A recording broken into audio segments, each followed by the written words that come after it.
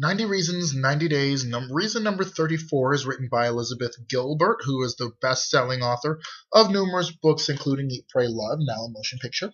In 2008, Time magazine named Elizabeth as one of the 100 most influential people in the world. Reason number 34, leadership begins with character. To be sure, many of the reasons I will be voting for Barack Obama this November are common ones for people of my particular political bent. These reasons include, but are not limited to, a distaste for religious extremity in the political realm, a lifelong commitment to women's reproductive rights, a reluctance to start bombing Iran any day now, and a belief that Americans might actually benefit a bit from healthcare, a certainty that, based on incontrovertible evidence of the last half century, Democrats do a better job at handling the economy than Republicans, a revulsion of the idea of transforming the mega rich into state-sponsored welfare queens, and an ability to forget the poor, struggling, and disabled people still exist, and they sometimes need our help, a heartfelt concern for the personal freedoms of gay families, a qualm or two about the notion of building a wall along the Mexican border, and a desire for the at least minimal protection of the environment, a general sense of alarm about possible future Supreme Court inductees. But none of these really constitute my main reason. The main reason I'm voting for Barack Obama this November is because I admire him. The moment I first realized the depth of this admiration and how I realized how important it was in August of 2008, right after John McCain chose Sarah Palin as his running mate. It might be difficult to remember now, but during the week or so following the 2008 Republican convention, Miss Palin's electrifying presence in the campaign caused a lot of people like me to freak the hell out. We thought, this is it, the goose is cooked, the game is up. She seemed so powerful, so galvanizing, so terrifying. As difficult as this is to recall now, Sarah Palin's nomination seemed at the time like the most brilliant and sinister tactic John McCain had ever executed in his life, and quite suddenly it appeared that he might win because of her. I had my friends calling me in a panic saying, she's got fascistic potential and there's no way to shut her down. Or maybe fantastic, I don't know. I had friends calling me in tears of alarm with the customary suicidal threat-like statements about how it was seriously time to move to Canada now.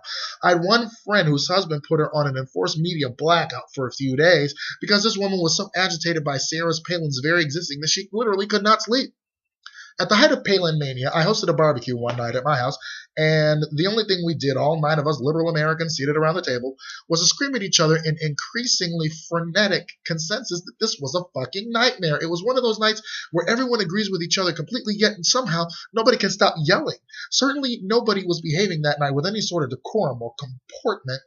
We were all too jacked up on fear and hysteria to even take a breath. My husband, standing at the barbecue, said nothing for a very long while. My husband is not American. He was born in Brazil, where he grew up under a filthy, corrupt dictatorship. In his 20s, he moved to Europe, where he lived for a while under various socialist democracies. He spent a few years on a kibbutz in Israel, living out a utopian experiment in communal existence. Then he moved to Australia, another socialist country, and when I met him, he was living in Indonesia, another corrupt dictatorship. Now he lives with me in New Jersey, a state which is part corrupt dictatorship, part social democracy, part utopian experiment. What I mean to say is my husband has been around. That night, as my friends and I grew increasingly frothy, dismayed, and screechy about how Sarah Palin equals the end of the world, my husband turned around from his barbecue and made this comment. I've lived in a lot of places and I've seen a lot of things, but I've never in my life have I seen a more impressive political figure than Barack Obama. He seems more intelligent and dignified than any candidate I've ever encountered. I definitely know that he's more intelligent and dignified than me, and with all due respect, I believe he's more intelligent and dignified than anyone sitting at this table. He doesn't seem at all alarmed about Sarah Palin, so why are you letting it get to you? Follow his example and calm down. In other words, look to your leader and emulate his behavior. This was a radical realization for me. Never before in my political memory had I known a leader whose behavior was so admirable that I might actually like to emulate it. There had been leaders in my time who I was fond of or impressed with or amused by, but none of whom I had ever admired as a role model for intelligent, dignified behavior. I closed my eyes and imagined what it would be to have someone like that in the White House whom one could look to for an example of how to remain calm and thoughtful in moments of crisis, stupidity, or sorrow. It looked good to me, and it still looks good. This is who Barack Obama is, a person of admirable character, and that is who he has remained for me over these last 4 years. I've not agreed with every decision, but never once have I seen him break his cool, lose his composure, or abandon his insightful perspective even during the most serious and or absurd national disasters. Whenever I am on the verge of panic about the future of this country, I look to my president to gauge his response, and I follow his example.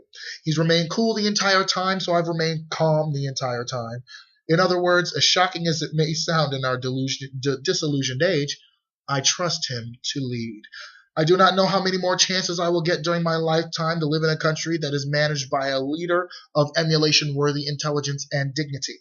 For all I know, it may never happen again, but I will like at least like another 4 years of admiring the most powerful person in the world, and that more than anything else is why I am voting for Barack Obama in November. Elizabeth Gilbert, Frenchtown, New Jersey. That rocks ass. I love it.